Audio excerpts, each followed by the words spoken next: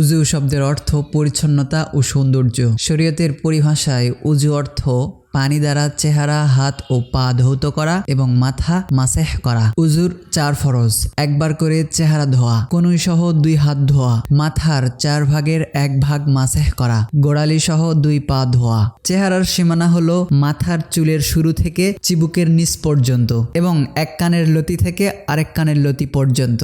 উজুর সুন্নত হলো উজুর শুরুতে নিয়ত করা এবং বিসমিল্লাহির রহমানির রহিম বলা। প্রথমে কবজি পর্যন্ত 2 হাত ধোয়া, মিসওয়াক করা, মিসওয়াক না থাকলে আঙ্গুল ব্যবহার করা, 3 বার করে কুলি করা এবং গড়গড়া করা। প্রতিবার নতুন পানি নিয়ে প্রতিটি অঙ্গ ভালোভাবে ডলে ধোয়া। একই পানিতে পুরো মাথা এবং 2 কানের ভেতর ও বাহির মাসেহ করা। নিচের দিক থেকে দাড়ি খেলাল করা এবং হাত ও পায়ের আঙ্গুলি খেলাল করা। একটি অঙ্গ শুকিয়ে যাবার আগেই আরেকটি অঙ্গ ধোয়া। প্রথমে চেহারা, তারপরে হাত, তারপরে মাথা এবং তারপরে পা, এই তারতিব রক্ষা করা এবং ডান হাত ও ডান পা আগে ধোয়া। মাথার সামনে থেকে মাসেহ শুরু করা এবং ঘাড় মাসেহ করা। উজুর মুস্তাহাব সমূহ: পবিত্র জায়গায় কিবলামুখী হয়ে বসা, উঁচু জায়গায় বসা যাতে পানির ছিটা শরীরে ও কাপড়ে না লাগে, উজু করার সময় কারো সাহায্য না নেওয়া, উজু করার সময় অনর্থক কথা না বলা, কুলি ও গড়গড়ার পানি ডান হাতে নেয়া এবং বাম হাতে নাক পরিষ্কার করা, ওয়াক্ত হওয়ার আগে উজু করা,